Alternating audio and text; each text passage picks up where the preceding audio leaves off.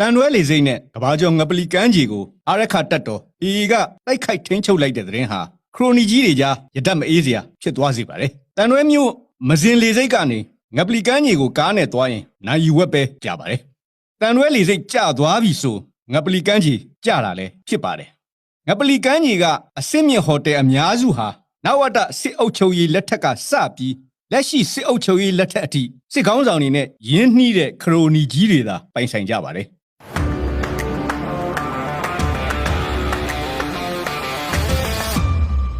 ငပလီကမ်းခြေမှာဟိုတယ်အကြီးအသေးအားလုံးပေါင်း64လုံးရှိပါတယ်အဲ့ဒီထဲအဆင့်မြင့်ဟိုတယ်ကြီးတွေကခရိုနီကြီးတွေပိုင်ပါတယ်ခရိုနီတွေပိုင်ဆိုင်တဲ့ဟိုတယ်ကြီးတွေတဲ့ Amazing Hotel ဟာစစ်ကောင်းဆောင်ဗိုလ်ချုပ်မှုကြီးမင်းအောင်လှိုင်ဇနီးဒေါ်ကျူကျူလှတို့နဲ့အလွန်ရင်းနှီးတဲ့ဦးအောင်မျိုးမင်းနဲ့ပိုင်ဆိုင်ပါတယ်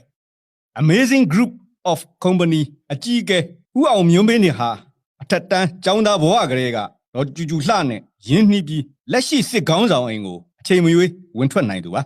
Amazing Hotel နဲ့ကပ်ရက်မှာရှိတဲ့ဦးစောပြန်လဲရောင်းချခဲ့တဲ့ Max Hotel ကိုဦးအောင်မျိုးမင်းနဲ့ကစစ်ကောင်းဆောင်တားအတွက်ဝယ်ယူပေးခဲ့တယ်လို့လုပ်ငန်းရှင်တွေကြားရေပန်းစားပါတယ်အဲဒီ Max Hotel နေရာမှာဖွင့်ဖို့ပြင်ဆင်ထားတဲ့အနန္ဒာ Hotel ဟာစစ်ကောင်းဆောင်ရဲ့သားဦးအောင်ပြည့်စုံပိုင်ဆိုင်တယ်လို့ဒေသခံတွေကလည်းယုံကြည်ကြပါတယ် Prestige Mermaid ငပလီ Hotel ကတော့နဝတလက်ထက်ဒုတိယစစ်ကောင်းဆောင်ဒုဗိုလ်ချုပ်မှုကြီးမောင်အေးရဲ့သမီးဒေါ်နန္ဒာအေးပိုင်တဲ့ Hotel ဖြစ်ပါတယ်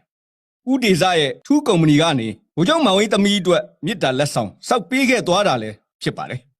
အလားတူတန်တဲ့ငပလီ Hotel ကလည်းဗိုလ်ချုပ်မှုကြီးဟောင်းတန်းရွှေရဲ့သားဦးထွန်းနိုင်ရွှေပိုင်တဲ့ Hotel ပါ Jasmine ငပလီ Resort ကတော့ကမ္ဘောဇာအုပ်စုပိုင် Hotel ပါဒီ Jasmine နာမည်နဲ့ပဲကမ္ဘောဇာအုပ်စုကငွေဆောင်မှလည်း Hotel တစ်လုံးရှိပါတယ်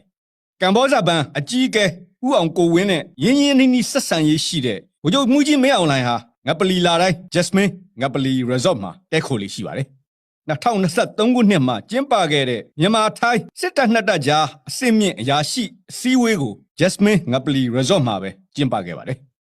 နောက်ထပ်ငပလီကမ်းခြေကအစစ်မြင့်ဟိုတယ်တွေထဲ Orion Palace Hotel ကထူးကုမ္ပဏီပိုင်ဟိုတယ်ဖြစ်ပြီး Jade Marina Hotel ကပအိုပြည်သူစစ်ခေါင်းဆောင်ခရိုနီဦးနေဝင်းထွန်းပိုင်ဗရမ ्या နဂါကုမ္ပဏီ Ruby Dragon ပိုင်ဆိုင်တဲ့